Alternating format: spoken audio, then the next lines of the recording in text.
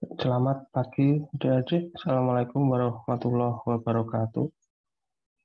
Baik, pada agenda kali ini, saya akan melanjutkan perkuliahan kita dengan topik bahasan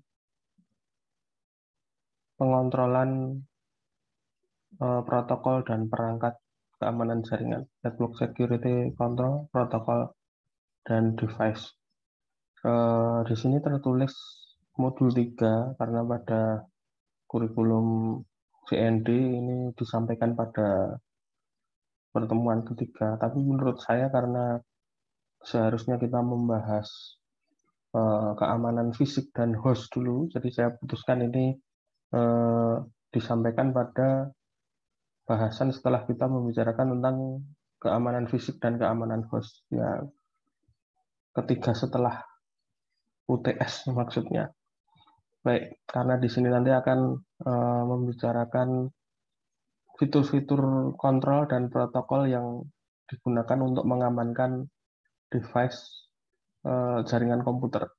Device bisa disebut juga sebagai host, namun karena dia menyediakan sederetan paket internet seperti IP, subnet, menyediakan kemampuan routing, jadi dia memiliki fitur tersendiri yang lebih eh, baik daripada host yang sudah kita bicarakan pada eh, rekaman video sebelumnya.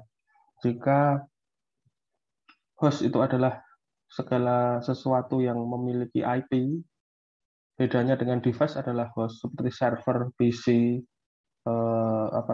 mobile phone. Dia tidak bisa berperan layaknya device seperti router.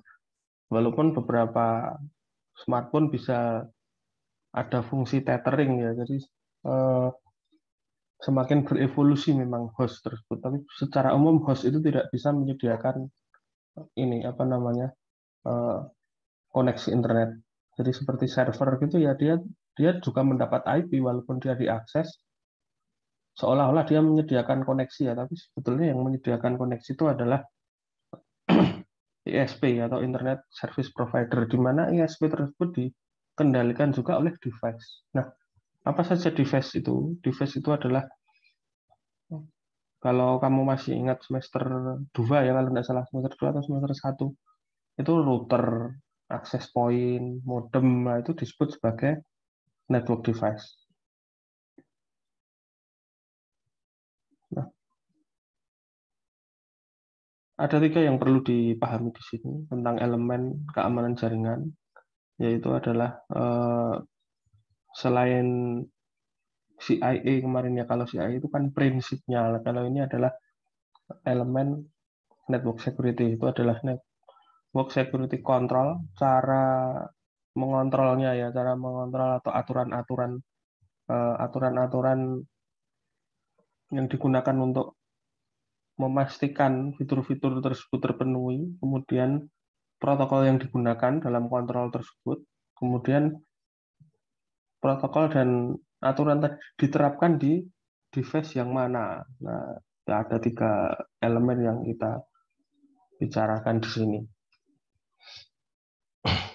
Nah, tahapan dari network security control itu secara umum ada 7.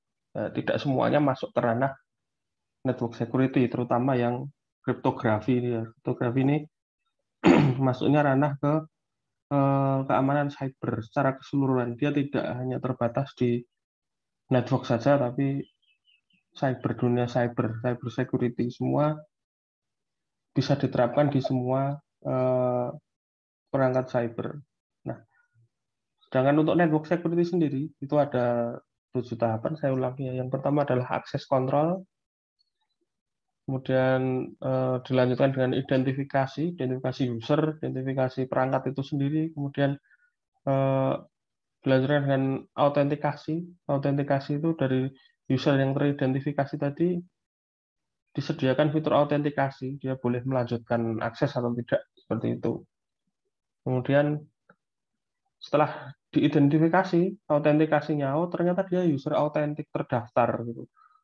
Dia diautorisasi, ada semacam pembagian otoritas di sini. Jadi antara user biasa, user guest dengan user admin dengan super admin. Kalau di Linux ada root itu, nah itu ada eh, pemisahannya di sini, membedakannya di tahapan authorization.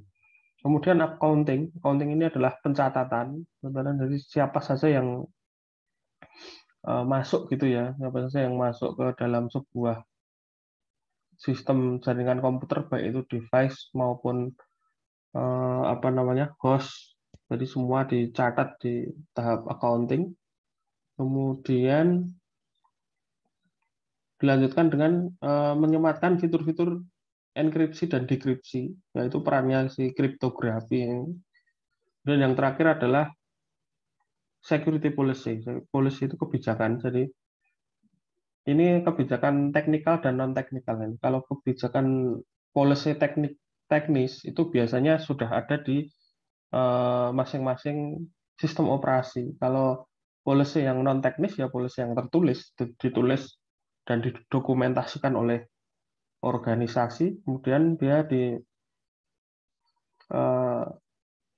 disosialisasikan atau diterapkan ke setiap stakeholder yang menggunakan jaringan komputer tersebut. Misalnya siapa yang boleh mengakses ke ruang server, siapa password WiFi-nya dalam satu ruangan itu passwordnya apa, eh, kunci yang digunakan apa, WPA atau WEP seperti itu. Nah itu kalau tertulis secara non teknis tertulis seperti itu. Kalau yang teknis biasanya dia disematkan dalam masing-masing OS, baik OS server, OS desktop maupun OS-nya perangkat jaringan device.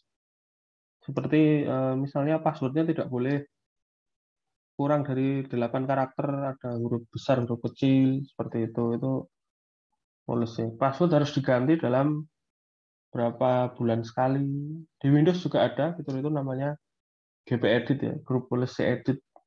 Mengaksesnya lewat Windows Run itu, Windows Run gpedit.msc. Itu ada semua konfigurasi policy-nya. Baik, kita lanjutkan. Yang pertama tadi, access control. Access control adalah selective restriction, jadi eh, pembatasan secara selektif ya, secara terseleksi terhadap akses terhadap sebuah sistem atau sumber daya jaringan. Tujuannya itu memproteksi aset informasi dengan menentukan siapa yang dapat dan tidak dapat mengaksesnya. Jadi dibatasi kalau ada perangkat jaringan yang kompromis, itu router diganti passwordnya, access point diganti passwordnya, organisasimu sudah punya akses kontrol ini, baik teknis maupun non teknis tadi, itu nanti akan ketahuan ini yang ganti siapa ini. Dan dari tersangka utamanya bisa langsung ditentukan, terlepas sorry, saya ulangi, praduga ya, praduganya bisa langsung ditentukan, terlepas di situ ada orang luar yang melakukan rock access point gitu ya, yang meretas access point, tapi sebelum berpikir ke situ bisa ditanya-tanya dulu praduganya tadi, adminnya dipanggil, ini kenapa bisa passwordnya bocor. Jadi dari situ akan mempermudah proses investigasi. Ya itu contoh saja ya, contoh untuk yang mudah dibayangkan seperti itu. Proses akses kontrol ini melibatkan identifikasi, autentikasi, otorisasi, dan accounting atau accountability. Jadi melibatkan identifikasi user, autentikasi user, pemisahan otoritas, dan pencatatan. Seperti yang saya jelaskan tadi, kalau akses kontrol ini dijalankan dengan baik, mitigasi terhadap serangan jaringan itu akan mudah sekali dilakukan. Nah, ini ada salah satu contohnya ya, administratif akses kontrol.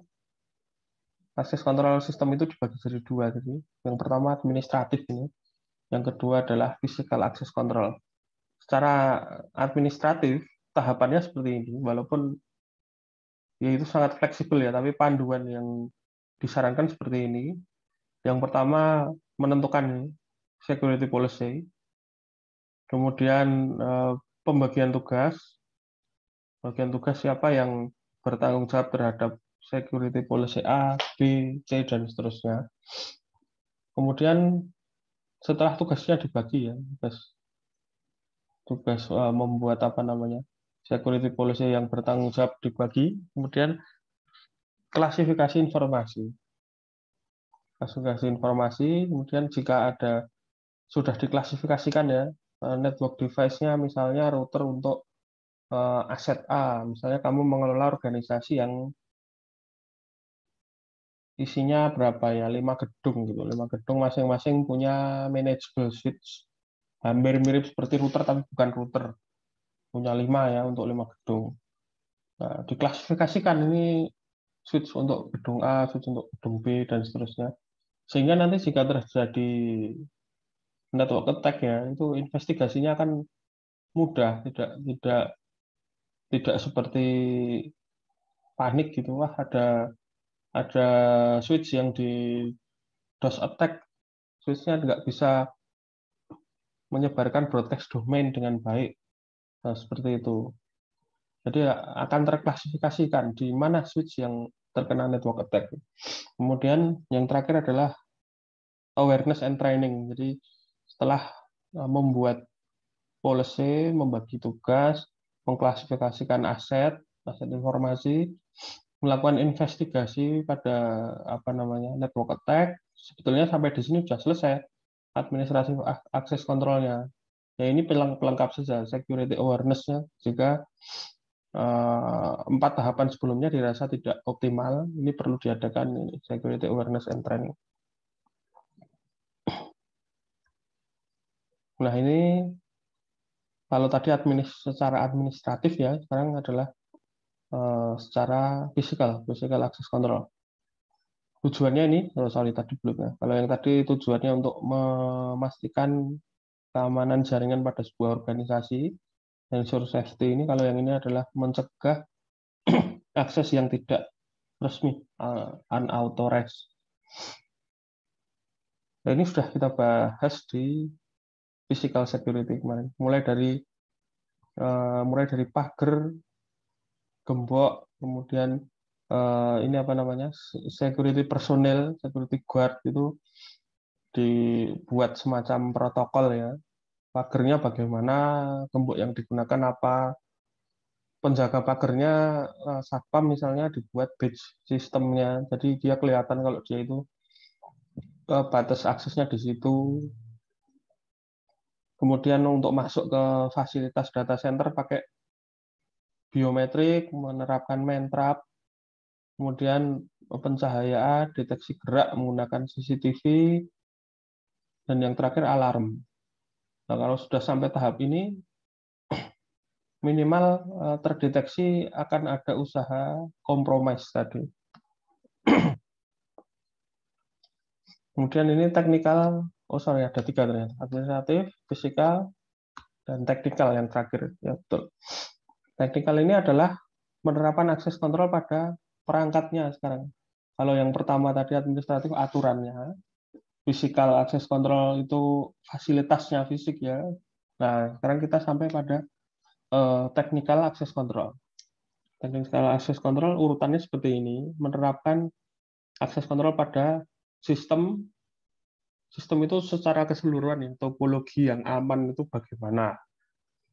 Apakah menggunakan topologi star, bus, atau memisahkan menggabungkan jadi satu subnet. Nah, itu sistem aksesnya. Kalau topologinya sudah jelas kan mana yang PC, mana yang switch, mana yang router, mana yang server. Berikutnya adalah ini, network access. Diidentifikasi mana yang bisa mengakses jaringan, mana yang bisa diakses.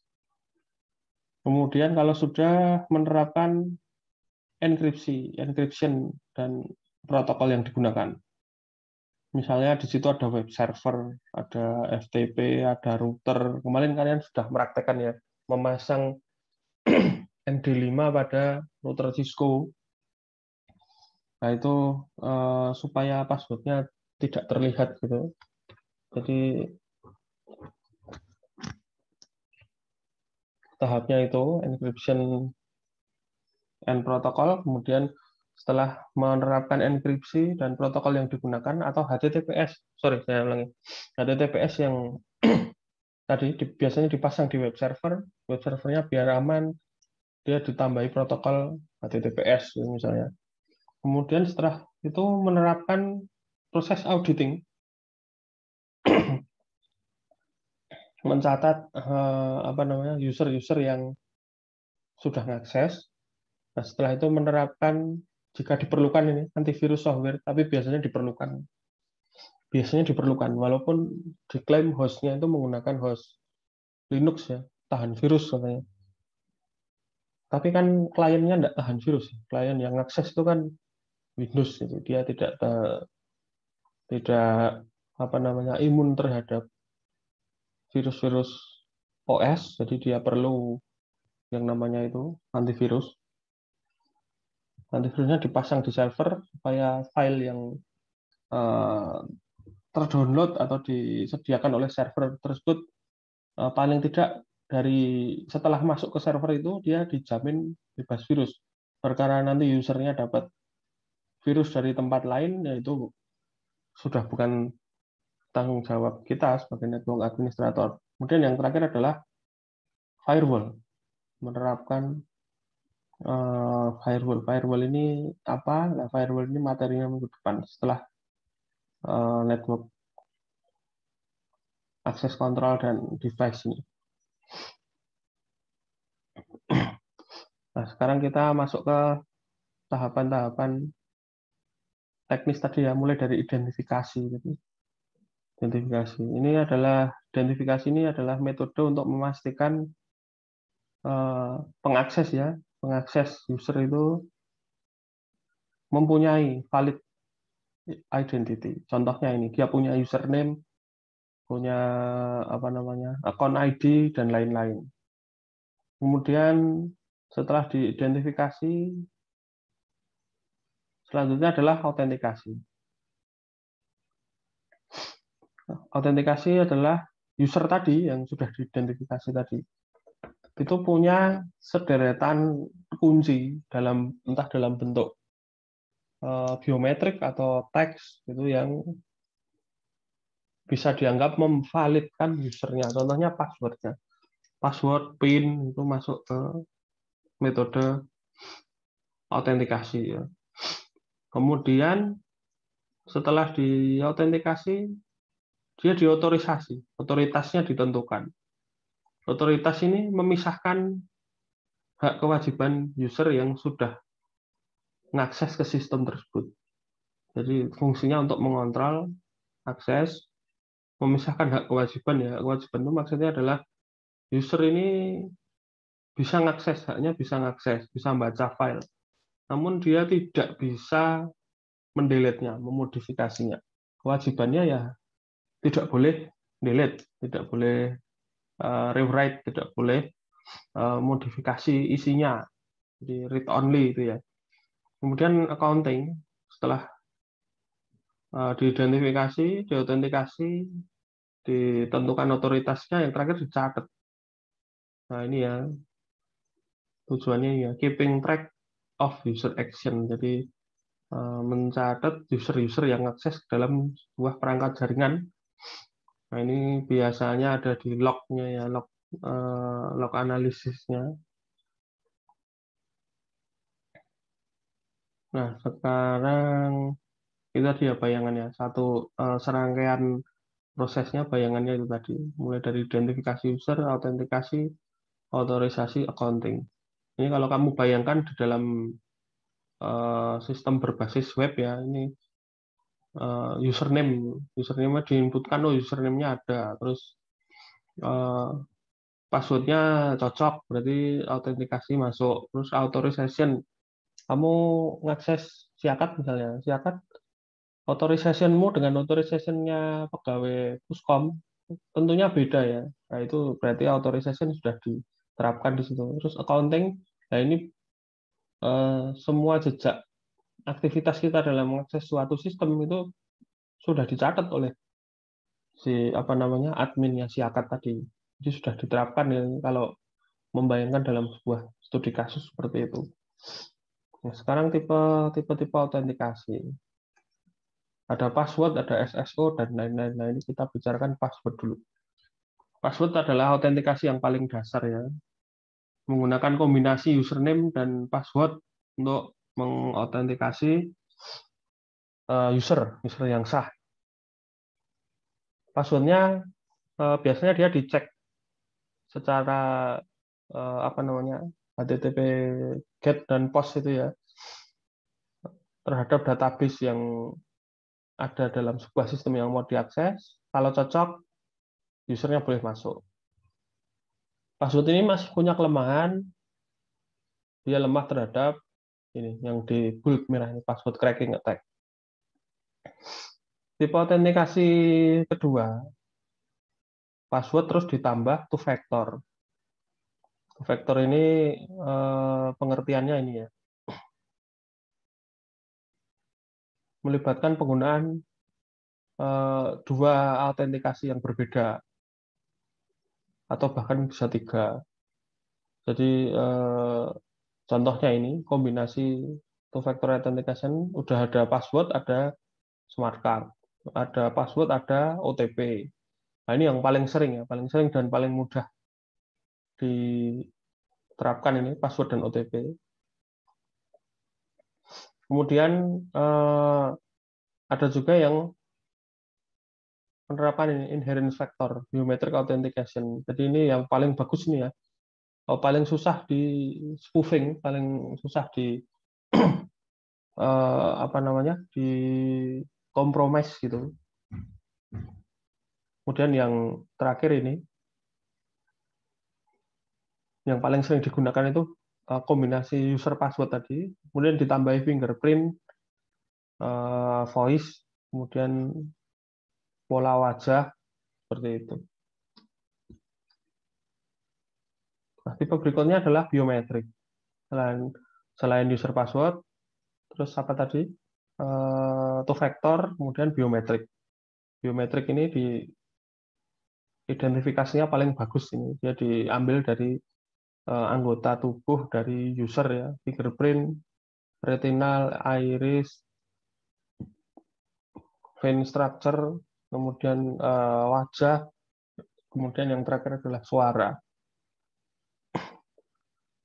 Nah, ini contoh lain juga ada smart card. Smart card biasanya diakses di fasilitas data center. Jadi user yang punya smart card ini dia bisa masuk ke dalam fasilitas yang restriction gitu ya, yang tidak boleh diakses seperti itu. Nah, kalau yang ini biasanya ada dan biometrik dua ini, biometrik dan smart card ini biasanya diterapkan di lingkungan yang membutuhkan keamanan fisik.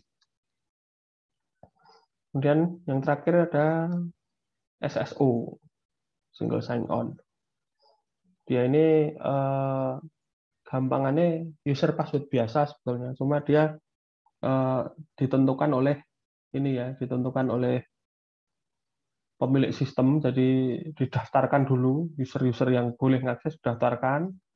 Nah, setelah didaftarkan berarti kan sudah jelas itu usernya, nggak bisa daftar ngasal dengan identitas yang dibuat-buat seperti itu. Kemudian nanti lebih mudah pencatatannya. Misalnya kamu login menggunakan SSO, mengakses website apa saja dari sisi user akan kelihatan. Oh, user ID sekian, aksesnya website ABCD. Nah, itu keuntungan dari sisi usernya itu, keuntungan dari sisi adminnya seperti itu. Dan keuntungan dari sisi usernya, dia ini tidak butuh user password yang banyak untuk mengakses multiple aplikasi dari sebuah sistem. Seperti itu. Oke, itu tadi tentang authentication. Nah, sekarang eh, tadi tentang akses kontrol ya, akses kontrol, kemudian penerapannya untuk authentication. Nah, sekarang tentang policy, kebijakan kalau bahasa Indonesianya. Network Security Policy itu adalah sekumpulan aturan ya untuk mengakses sebuah aset jaringan dari sebuah organisasi. Dia ini sangat membantu dalam eh, membatasi akses-akses yang tidak sah kepada terhadap network resource dari ancaman yang berasal dari luar atau bahkan dari dalam organisasi itu sendiri. Dia diupdate secara berkala, tergantung teknologi yang ada, tergantung apa namanya keberadaan teknologinya itu dan kebutuhan pegawai. Jadi policy-nya ini bisa teknikal, bisa administratif juga ya. Kalau tadi kan technical access control, ada administratif access control. Kalau policy yang ini dia bisa secara teknis dia ditentukan dalam sistem, bisa secara tertulis. Seperti itu. Ini nanti ada materinya network security policy ini. Kalau semua teknis sudah kita sampaikan, di akhir-akhir nanti akan ada cara membuat network security policy. Kemudian sekarang masuk ke contoh-contoh device-nya. Device-nya adalah yang pertama adalah firewall. Firewall adalah software atau hardware atau bahkan bisa keduanya, kombinasi dari keduanya yang secara umum digunakan untuk eh, memisahkan antara public network dan private network. Jadi fungsinya seperti NAT ini, memisahkan mana jaringan yang public, mana jaringan yang private gitu. Tujuannya untuk memonitor, memfilter incoming dan outgoing traffic dari sebuah jaringan dan mencegah akses yang tidak sah.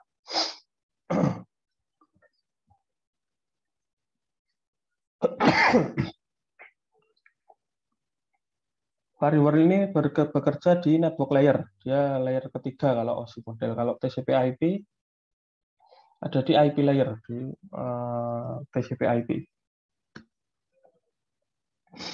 Kemudian contoh device berikutnya adalah proxy. Proxy sama seperti firewall, dia dapat berupa dedicated computer, dapat berupa software, dapat berupa router atau network device yang di dalamnya ada proxy-nya. Dia fungsinya seperti yang kita bahas di mata kuliah administrasi jaringan ya. Dia menyediakan akses anonymous, menyediakan akses apa namanya cache, web caching gitu. Jadi yang ketiga ini melayani client request, mencegah server terekspos dari internet seperti itu. Jadi dia kemudian ada fungsi intercept dan filter, kemudian sebagai salah satu lapisan apa namanya ini pertahanan untuk selain firewall tadi ya. Ini proxy server, kemudian fungsinya dari proxy server seperti yang pernah kita bahas, mengontrol pengendalian, mengontrol ini apa namanya penggunaan internet, kemudian menyembunyikan IP, lokasi subnet dan informasi yang lain, kemudian membantu ngirit bandwidth dan meningkatkan kecepatan dengan fiturnya web caching gitu ya. Jadi dia internetnya jadi cepat, bandwidthnya ngirit, kemudian meningkatkan keamanan dalam sebuah jaringan perusahaan seperti itu. Ya, jadi ini ada hubungannya dengan filtering ya, pegawainya di filter tidak boleh mengakses web yang aneh-aneh gitu misalnya, jadi keamanannya sedikit banyak akan meningkat. Contohnya ini ada proxy workbench. Contoh lain ada ISA server ya, Microsoft ISA server. Kemudian kalau di Linux ada Squid proxy. Ya ini contoh-contoh lain ada SoftChain, ada Burp proxy dan lain-lain, ini bisa akses satu-satu, nanti kamu bisa mencoba mencari informasi sendiri. Device berikutnya adalah honeypot. Honeypot ini sama seperti, intinya definisinya seperti ini ya, bisa kamu baca. Intinya adalah dia ini sama seperti eh, firewall, tapi dia ini semacam server pancingan. Jadi misalnya ini peretas ya, dia ngakses internet, dia mau mengakses jaringan internal sebuah organisasi, mau melakukan DOS attack gitu, jalurnya yang merah-merah ini. Nah, alih-alih dia diarahkan ke web server, dia akan dibelokkan ke honeypot. Jadi semacam server pancingan gitu ya. Kalau eh, kamu nyeken pakai Nmap gitu, ada outputnya yang warnanya hijau. Nah, itu kemungkinan itu adalah honeypotnya. Jadi portnya aneh-aneh gitu. Port HTTP kok portnya sampai 4.000. Port apa namanya SSH terus FTP gitu portnya sampai 8.000 sekian. Nah, itu biasanya itu sistem tersebut diproteksi oleh sebuah honeypot. Nah, keuntungannya ini ya, tampaknya mudah untuk dikompromis. Jadi si penyerang akan terpancing untuk fokus terhadap honeypotnya itu. Jadi dia eh, biasanya mudah digunakan itu karena bentuknya ini ya, biasanya tinggal diinstal gitu.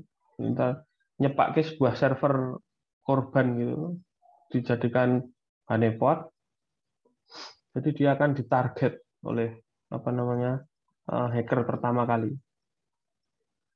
Karena dia mudah ditarget, biasanya dia jadi target pertama. Dia akan biasanya melindungi sistem dari zero day attack ya. Zero day attack itu ketika sebuah update muncul, kemudian apa namanya langsung ada vulnerability, belum ada patch-nya, lah itu namanya zero day attack.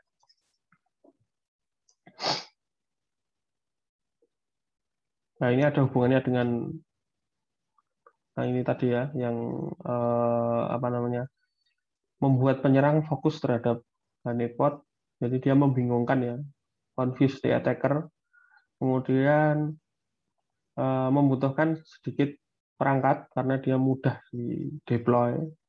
Ini ada hubungannya semua. Jadi dia hanya semacam pelengkap dari firewall dan IDS. Seperti itu. Ini contoh-contohnya honeypot. Kemudian berikutnya adalah IDS, Intrusion Detection System, sistem deteksi intrusi. Tugasnya ini memeriksa inbound dan outbound network traffic, kemudian mengenali pattern-nya ya, pola network traffic-nya. Kalau dia traffic-nya mencurigakan, traffic-nya terlalu tinggi, mengakses ke sistem yang tidak mungkin tapi terlalu tinggi, yang tidak terlalu penting gitu ya.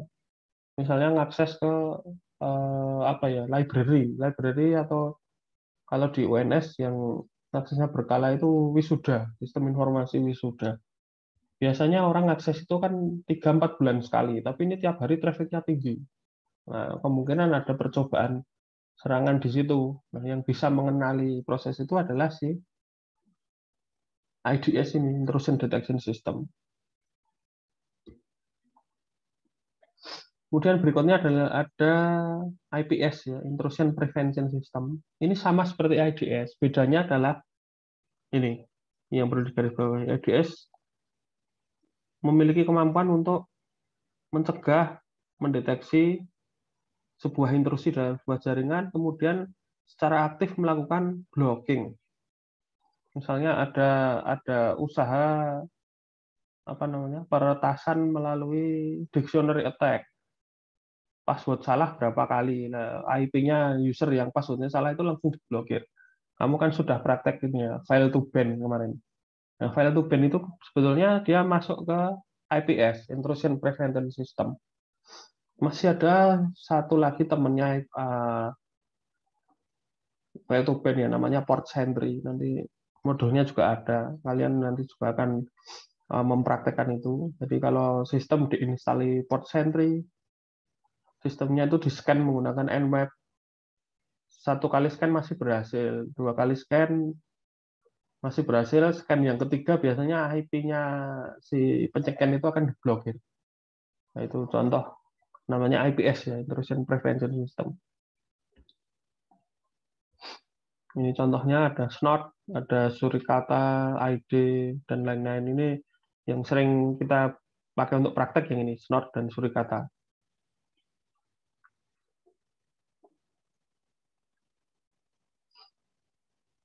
Kemudian device berikutnya, contoh device berikutnya adalah protokol analyzer. Ini sebetulnya semacam network monitoring tools ya ini. Nah, contohnya ini. Ini bisa kamu baca sendiri ya definisi-definisinya, fokus ke gambarnya saja. Jadi dia membuat ini apa namanya? List of network packet ini. Dia biasanya diinstal dalam sebuah device, bisa di access point sederhana, bisa di router, bisa ke dalam sebuah server. Dia akan mengumpulkan paket-paket yang paket-paket jaringan yang berlalu lalang dalam sebuah satu sub network gitu. Kemudian paketnya di list, paketnya apa? TCP UDP itu yang paling umum. Kemudian di capture, kemudian di decoding, paketnya dianalisa, kemudian dikeluarkan hasilnya.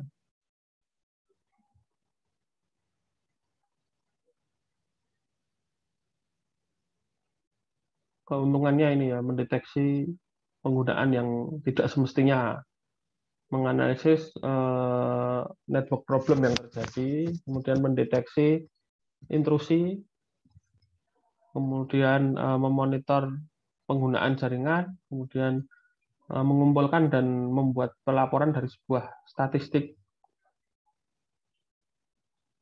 Sebuah jaringan komputer melakukan debugging terhadap network protokol, menentukan troubleshooting yang tepat, bagaimana misalnya jaringannya kok lemot sekali padahal nggak ada yang akses, ternyata ada satu traffic yang sangat tinggi dari seorang user gitu.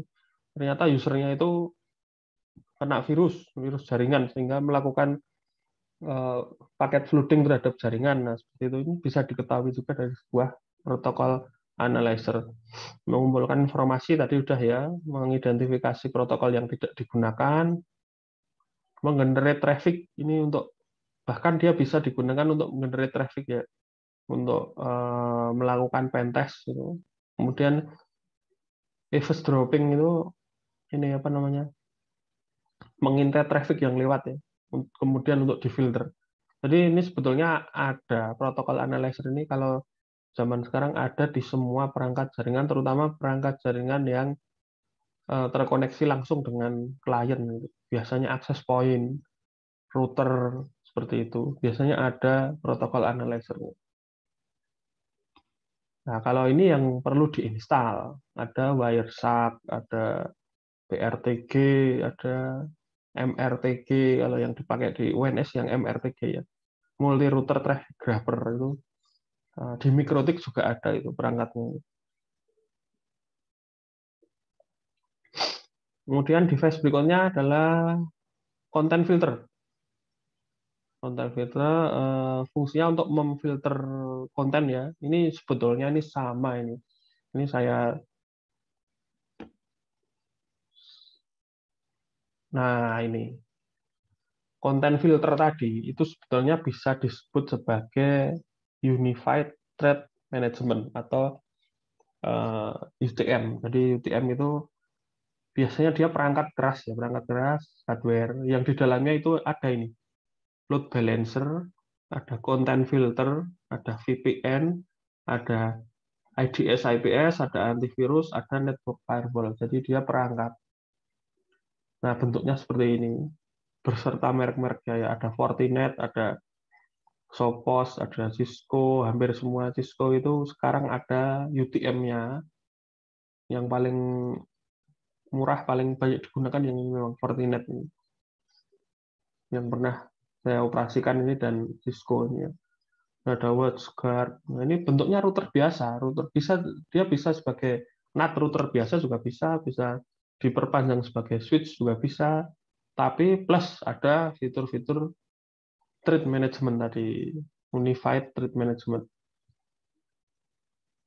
Paket gimana ya? Gampangannya ini paket komplit gitu. Kalau mau beli mengamankan sebuah jaringan, nggak mau susah-susah config satu persatu, mau install IDS sendiri, protokol analyzer sendiri, konten filter sendiri, proxy sendiri, nggak mau gitu ya, itu bisa membeli salah satu dari perangkat ini.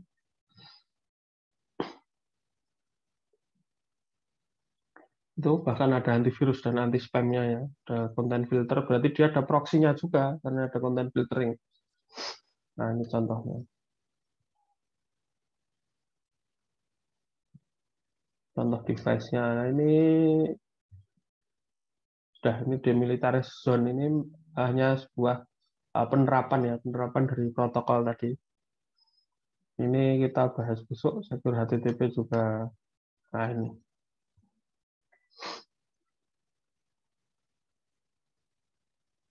ringkasannya ini. Jadi sebuah infrastruktur jaringan yang aman secara menyeluruh ya, completely secure dan handal, itu dapat diterapkan dalam proses desainnya dengan implementasi yang tepat dan konfigurasi yang tepat dari elemen-elemen network security.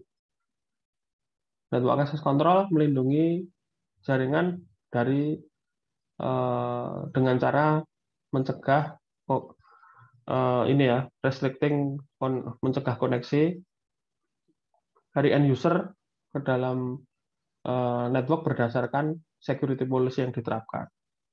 Nah, yang paling bertanggung jawab itu adalah administratornya.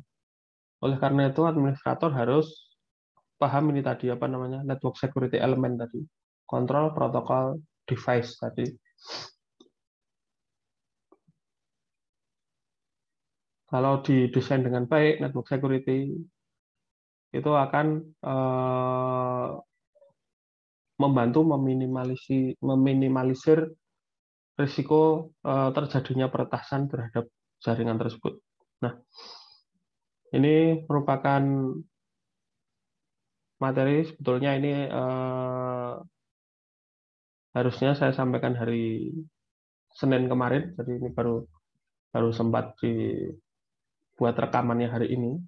Untuk materi selanjutnya adalah firewall. Jadi setelah kita bicarakan tentang urutannya kemarin kan keamanan fisik, keamanan host, ini sekarang device-nya ya. Nah, minggu depan besok kita akan bicarakan tentang firewall. Video akan saya upload di YouTube. Jika ada pertanyaan mungkin atau ingin berdiskusi bisa dituliskan di kolom komentar. Saya tutup dulu rekaman pagi ini. Selamat pagi. Wassalamualaikum warahmatullahi wabarakatuh.